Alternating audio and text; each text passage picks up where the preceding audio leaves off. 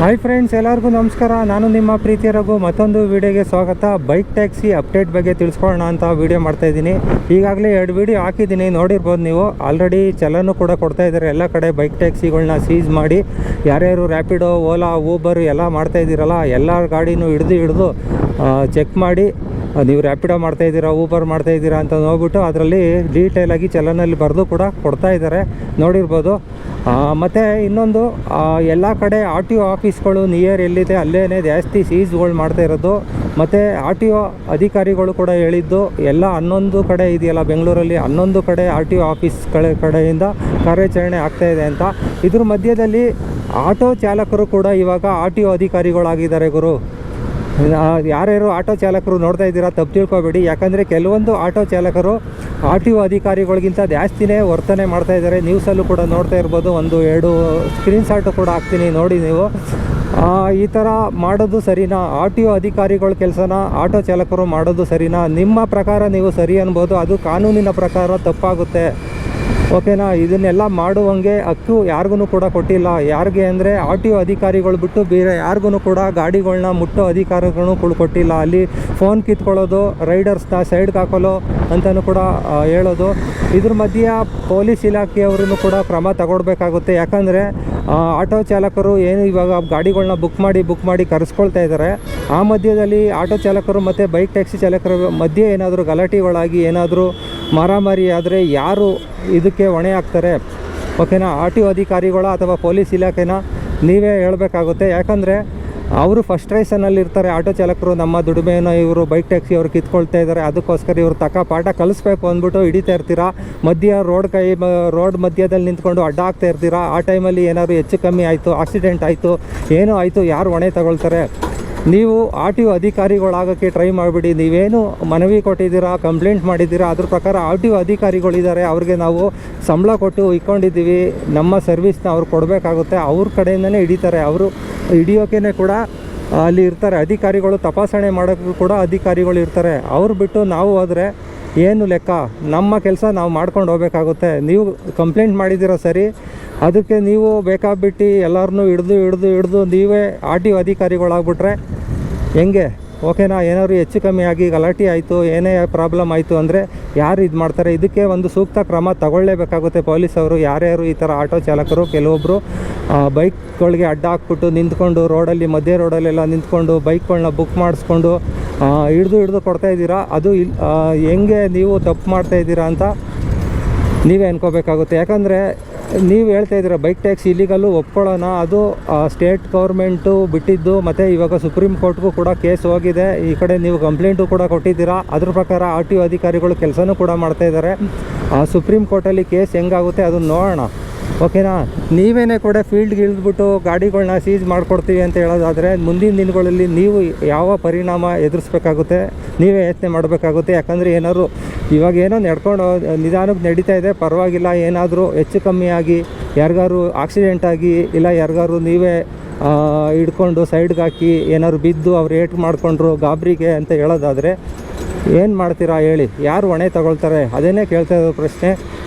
ನೀವು ಮಾಡ್ತಾ ಇರೋದು ನಿಮ್ಮ ಪ್ರಕಾರ ನೀವು ಸರಿ ಇರ್ಬೋದು, ಆದರೆ ಓಕೆನಾ, ಯಾರ್ಯಾರು ಜೀವ ಹೋದರೆ ಯಾರಿಗಾರು ಏಟಾದರೆ ಯಾರು ಹೊಣೆ ಆಗ್ತಾರೆ ಹೇಳಿ? ಆರ್ ಟಿ ಒ ಅಧಿಕಾರಿಗಳಿದ್ದಾರೆ, ಅವ್ರ ಕೆಲಸ ಅವ್ರಿಗೆ ಮಾಡೋಕ್ಕೆ ಬಿಡಿ. ಓಕೆನಾ? ಇದು ಸುಪ್ರೀಂ ಕೋರ್ಟ್ಗೆ ಕೇಸ್ ಹೋಗಿದೆ. ಇವಾಗ ಕಂಪ್ನಿಯವ್ರು ಏನೂ ಮಾಡಲ್ಲ. ಈ ಅಗ್ರಿಕೇಟರ್ ಕಂಪ್ನಿಯವರು ಗಾಡಿಗಳನ್ನ ಬಿಡಿಸ್ಕೊಡ್ತಾರೆ ಇಲ್ವ ಅನ್ನೋದನ್ನ ಮುಂದಿನ ವೀಡಿಯೋಗಳಲ್ಲೆಲ್ಲ ತಿಳಿಸ್ಕೊಡ್ತೀನಿ. ಮತ್ತು ಸುಪ್ರೀಂ ಕೋರ್ಟ್ಗೆ ಇವಾಗ ಕೇಸ್ ಹೋಗಿದೆ. ಸುಪ್ರೀಂ ಕೋರ್ಟ್ಗೂ ಮತ್ತು ಅರ್ಜಿ ಹಾಕ್ತಾರೇನೋ. ಈ ಥರ ನಾವು ಬೈಕ್ ಟ್ಯಾಕ್ಸಿ ಮಾಡೋಕ್ಕೆ ಪರ್ಮಿಷನ್ ಕೇಳಿದ್ವಿ ಸ್ಟೇಟ್ ಗೌರ್ಮೆಂಟ್ಗೆ. ಆಲ್ರೆಡಿ ಈ ಹೈಕೋರ್ಟಲ್ಲೂ ಕೂಡ ಕೇಸು ಪಾಸಿಟಿವ್ ಆಗಿ ಕೂಡ ಬಂದಿದೆ, ಬೈಕ್ ಟ್ಯಾಕ್ಸಿ ಪರವಾಗಿ ಕೂಡ ಬಂದಿದೆ. ಇದಕ್ಕೊಂದು ಸೂಕ್ತ ನಿಯಮಗಳನ್ನ ಜಾರಿ ಮಾಡಬೇಕು ಅಂತ ಸ್ಟೇಟ್ ಗೌರ್ಮೆಂಟ್ಗೆ ಮನವಿ ಕೂಡ ಮಾಡಿದ್ದೀವಿ. ಮತ್ತು ನಾವು ಕೂಡ ಅಪ್ಲೈ ಮಾಡಿದ್ದೀವಿ ಅಂತಲೂ ಕೂಡ ಬೈಕ್ ಟ್ಯಾಕ್ಸಿ ಕಂಪ್ನಿಗಳು ಕೂಡ ಹೇಳ್ತವೆ, ರ್ಯಾಪಿಡೋ ಆಗಲಿ, ಓಲಾ ಆಗಲಿ, ಊಬರ್ ಆಗಲಿ.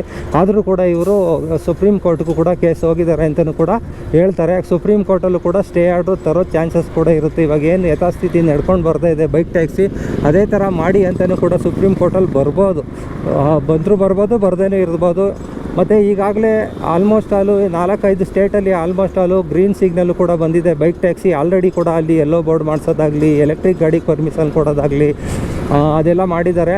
ನೋಡಿರ್ಬೋದು ಮಹಾರಾಷ್ಟ್ರದಲ್ಲೂ ಕೂಡ ಲಾಸ್ಟ್ ಟೈಮು ಇದೇ ಕತೆ ಆಗಿತ್ತು. ಅಲ್ಲೂ ಕೂಡ ಎಲೆಕ್ಟ್ರಿಕ್ ಬೈಕ್ ಟ್ಯಾಕ್ಸಿಗೆ ಪರ್ಮಿಷನ್ ಕೊಟ್ಟಿದ್ದರು. ಆದರೆ ಈ ಕಂಪ್ನಿಗಳು ಈ ಥರ ವರ್ಸ್ಟ್ ಕಂಪ್ನಿಗಳು, ರ್ಯಾಪಿಡೋ ಆಗಲಿ, ಓಲಾ ಆಗಲಿ, ಊಬರ್ ಆಗಲಿ, ಈ ಎಲ್ಲ ಕಂಪ್ನಿಗಳು ಕೂಡ ಎಲೆಕ್ಟ್ರಿಕ್ ಗಾಡಿಗೆ ಪರ್ಮಿಷನ್ ಕೊಟ್ಟರೆ ಇವರು ಎಲ್ಲ ಗಾಡಿಗೂ ಕೂಡ ಪರ್ಮಿಷನ್ ಕೊಟ್ಬಿಟ್ಟಿದ್ರು.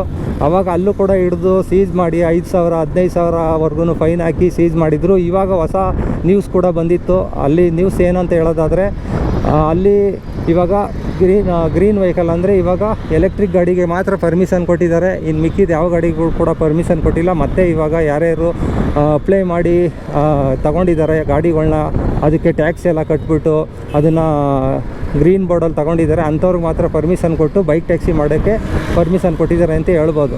ಅದೇ ಥರನೇ ಕರ್ನಾಟಕದಲ್ಲೂ ಕೂಡ ಮಾಡ್ಬೋದು. ವೆಯ್ಟ್ ಮಾಡೋಣ. ಆದಷ್ಟು ಎಲ್ಲ ಬೈಕ್ ಟ್ಯಾಕ್ಸಿ ರೈಡರ್ಸ್ ಯಾರ್ಯಾರು ಇದ್ದೀರಾ ಹುಷಾರಾಗಿ ಓಡಾಡಿ, ಗಾಬರಿ ಮಾಡ್ಕೋಬೇಡಿ, ಓಕೆನಾ. ನೀವು ಬೈಕ್ ಟ್ಯಾಕ್ಸಿ ಸದ್ಯದ ಪರಿಸ್ಥಿತಿಲಿ ಮಾಡೋಕ್ಕೆ ಹೋಗಬೇಡಿ ಅಂತಲೇ ಹೇಳ್ತೀನಿ. ಮತ್ತು ತುಂಬ ಜನ ಕಮೆಂಟ್ ಮಾಡ್ತಾಯಿದ್ರಿ, ಪೋಟರ್ ಮಾಡ್ಬೋದು ಬ್ರೋ, ಪೋಟರು ಡೆಲಿವರಿ ಸ್ವಿಗ್ಗಿ ಝೊಮ್ಯಾಟೊ ಇವೆಲ್ಲ ಕೂಡ ಮಾಡ್ಬೋದು, ಅವೆಲ್ಲ ಏನು ಪ್ರಾಬ್ಲಮ್ ಇಲ್ಲ, ಅವೆಲ್ಲ ಪಾರ್ಸಲ್ ಡೆಲಿವರಿ.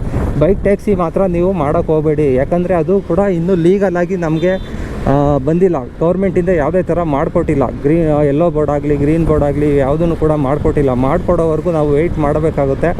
ಅದನ್ನೇ ಕೂಡ ನಾನು ಬೆಳಿಗ್ಗೆ ವೀಡಿಯೋ ಕೂಡ ಮಾಡೋಕ್ಕಿದೆ. ಎಲ್ಲರಿಗೂ ಕೂಡ ನಮ್ಮ ಫ್ರೆಂಡ್ಸು ಕೂಡ ಇದ್ದಾರೆ, ಅವ್ರಿಗೂ ಕೂಡ ಫೋನ್ ಮಾಡೋಕ್ಕೆ ಆಗಲ್ಲ ಅಂದ್ಬಿಟ್ಟು ನಾನು ಎಲ್ಲರಿಗೂ ಕೂಡ ಹೋಗಲಿ ಅಂದ್ಬಿಟ್ಟು ವೀಡಿಯೋ ಕೂಡ ಮಾಡೋಕ್ಕಿದೆ. ಆದ್ರೂ ಕೂಡ ನಮ್ಮ ಫ್ರೆಂಡು ಹೋಗಿ ಸಿಗಾಕೋಗ್ಬಿಟ್ಟಿದ್ದಾರೆ ರಾಜಾಜಿನಗರ ಇದು ಮಾಗಡಿ ರೋಡ್ಗಲ್ಲಿ. ಆಲ್ರೆಡಿ ಹಳೆ ವೀಡಿಯೋದಲ್ಲಿ ಲಾಸ್ಟ್ ವೀಡಿಯೋದಲ್ಲಿ ನೋಡಿರ್ಬೋದು ನೀವು. ಅಲ್ಲಿ ಕೂಡ ಅವ್ರಿಗೆ ಚಲನ್ ಕೂಡ ಕೊಟ್ಟಿದ್ದಾರೆ. ಎಷ್ಟು ದಿನ ಆಗುತ್ತೋ ಗಾಡಿ ಅವ್ರಿಗೆ ವಾಪಸ್ ಕೊಡೋದು ಗೊತ್ತಿಲ್ಲ. ಅವರು ಕೂಡ ಅಲ್ಲೇ ವೆಯ್ಟ್ ಮಾಡ್ತಾಯಿದ್ದಾರೆ. ಬೆಳಿಗ್ಗೆ ಸಿಗಾಕೊಂಡಿದ್ದು ಇವಾಗ ಎಷ್ಟು 1:30 ಟೈಮು, 1:15 ಇನ್ನೂ ಅಲ್ಲೇ ಕೂತಿದ್ದಾರೆ RTO ಆಫೀಸಲ್ಲಿ. ಅಲ್ಲಿ ಇನ್ನೂ ಚಲನ್ ಬರ್ಕೊಡ್ತಾ ಇದ್ದಾರಂತೆ. ಎಷ್ಟು ಫೈನು ಏನು ಅನ್ನೋದು ಗೊತ್ತಿಲ್ವಂತೆ. ಆದರೆ ಈ ಥರ ಬೈಕ್ ಟ್ಯಾಕ್ಸಿ ರ್ಯಾಪಿಡೋ ಮಾಡ್ತಾಯಿದ್ದೀರಾ ಅಂತ ನಾವು ಗಾಡಿನ ಸೀಸ್ ಮಾಡಿದ್ದೀವಿ ಅಂದ್ಬಿಟ್ಟು ಒಂದು 25-30 ಗಾಡಿ ಸೀಸ್ ಮಾಡಿದ್ದಾರಂತೆ ಆಲ್ರೆಡಿ, ಓಕೆನಾ. ಈ ವಿಡಿಯೋ ಮುಖಾಂತರ ಏನು ತಿಳಿಸ್ಬೇಕು ಅಂತ ಅಂದ್ಕೊಂಡಿದ್ದೀನಿ ಅಂದರೆ, RTO ಆಫೀಸರ್ ಕೆಲಸನ ಮಾಡೋಕ್ಕೆ ದಯವಿಟ್ಟು ಆಟೋ ಚಾಲಕರು ಬಿಡಿ. ನೀವು ಸಹಾಯ ಮಾಡ್ಬೋದು ಅಂತ ಹೋಗ್ಬೋದು. ನೀವು ವ್ಯಾಲೆಂಟರಿಯಾಗಿ ಹೋಗಿ ಇದೇನು ವ್ಯಾಲೆಂಟರಿ ಕೆಲಸ ಅಲ್ಲ ಗುರು. ಗೌರ್ಮೆಂಟ್ ಅವ್ರಿಗೆ ನಾವು ಕೊಟ್ಟಿದ್ದೀವಿ ಕೆಲಸ, ಅವ್ರು ಮಾಡ್ತಾರೆ. ನೀವು ಕಂಪ್ಲೇಂಟ್ ಮಾಡಿದ್ದೀರಲ್ಲ, ಅವ್ರ ಕೆಲಸ ಅವ್ರು ಮಾಡೋಕ್ಕೆ ಬಿಡಿ. RTO ಅಧಿಕಾರಿಗಳು ನೀವು ಆಗಿಬಿಟ್ರೆ ಅವ್ರಿಗೇನು ಕೆಲಸ ಹೇಳಿ, ಓಕೆನಾ. ನೀವೇ ಸೀಸ್ ಮಾಡಿ ನೀವೇ ಚಲನ್ ಬರ್ಕೊಟ್ಬಿಡಿ. ಇನ್ನೊಂದು ಕೆಲಸ ಬಾಕಿ, ನೀವೇ ಪೊಲೀಸ್ ಆಗಿಬಿಡಿ, ನೀವೇ ಟ್ರಾಫಿಕ್ ಪೊಲೀಸ್ ಆಗಿಬಿಡಿ, ಓಕೆನಾ. ಇದನ್ನೆಲ್ಲ ಮಾಡಿ ಹೆಚ್ಚು ಕಮ್ಮಿ ಆದರೆ ಯಾರು ಹೊಣೆ ತಗೊಳ್ತಾರೆ ಅನ್ನೋದು ನಮ್ಮ ಪ್ರಶ್ನೆ. ಆದಷ್ಟು ಈ ವಿಡಿಯೋನ ಶೇರ್ ಮಾಡಿ, ಪೊಲೀಸ್ಗೂ ಕೂಡ ಟ್ಯಾಗ್ ಮಾಡಿ. ಆದಷ್ಟು #, ಬೆಂಗಳೂರು ಪೊಲೀಸು ಅವರು ಸೂಕ್ತ ಕ್ರಮ ತಗೋಬೇಕು. RTO ಆಫೀಸರ್ ಕೆಲಸ ಮಾಡೋಕ್ಕೆ ಬಿಡಿ ಸದ್ಯ ಪರಿಸ್ಥಿತಿಲಿ, ಓಕೆನಾ. ಅವ್ರ ಕೆಲಸ ಅವ್ರು ಮಾಡ್ತಾರೆ, ಅವ್ರು ಸೀಸ್ ಮಾಡ್ತಾರೆ, ಓಕೆನಾ. ಅವೇರ್ನೆಸ್ ಮೂಡಿಸ್ತಾರೆ. ಇದಿಷ್ಟು ಬಂದು ಈಗಿನ ವಿಡಿಯೋ. ಮುಂದಿನ ಅಪ್ಡೇಟ್ ಏನು ಬರುತ್ತೆ ಅನ್ನೋದ್ರ ಬಗ್ಗೆ ನೆಕ್ಸ್ಟ್ ವೀಡಿಯೋದಲ್ಲಿ ತಿಳಿಸ್ಕೊಡ್ತೀನಿ, ಓಕೆನಾ. ಆದಷ್ಟು ವೀಡಿಯೋನ ಶೇರ್ ಮಾಡಿ ಅಂತ ಕೇಳ್ಕೊಳ್ತೀನಿ. ಬೈಕ್ ಟ್ಯಾಕ್ಸಿ ರೈಡರ್ಸ್ ಯಾರು ಇದ್ದೀರಾ ಅವರೆಲ್ಲರಿಗೂ ಕೂಡ ಆದಷ್ಟು ಬೇರೆ ಬೇರೆ ಕೆಲಸಗಳು ತುಂಬ ಇದೆ, ಅದನ್ನು ನೋಡ್ಕೊಳ್ಳಿ. ನಾನು ಹೇಳ್ತಾ ಇದ್ದೀನಿ ಲಾಸ್ಟ್ ವೀಡಿಯೋದಿಂದನೂ ಕೂಡ ಹೇಳ್ತಾ ಇದ್ದೀನಿ ನಿಮಗೆ, ಇದು ಟೆಂಪ್ರವರಿ ಕೆಲಸ ಅಷ್ಟೇ. ಪಾರ್ಟ್ ಟೈಮಾಗಿ ತಗೋಬೇಕು ಈ ಕೆಲಸನ. ಇದನ್ನೇ ನಂಬ್ಕೊಂಡು ಜೀವನ ಮಾಡೋದು ಕಷ್ಟ. ಯಾವುದೇ ಆಗಲಿ ಡ್ರೈವಿಂಗ್ ಫೀಲ್ಡಲ್ಲಿ ಸ್ವಲ್ಪ ಕಷ್ಟನೇ, ಓಕೆನಾ. ಆದಷ್ಟು ವಿಡಿಯೋ ಶೇರ್ ಮಾಡ್ಕೊಳ್ಳಿ ಅಂತ ಕೇಳ್ತೀನಿ. ನೆಕ್ಸ್ಟ್ ವೀಡಿಯೋದಲ್ಲಿ ಸಿಗೋಣ. Take care, bye bye, see you. ನಾನು ನಿಮ್ಮ ಪ್ರೀತಿಯ ರಘು.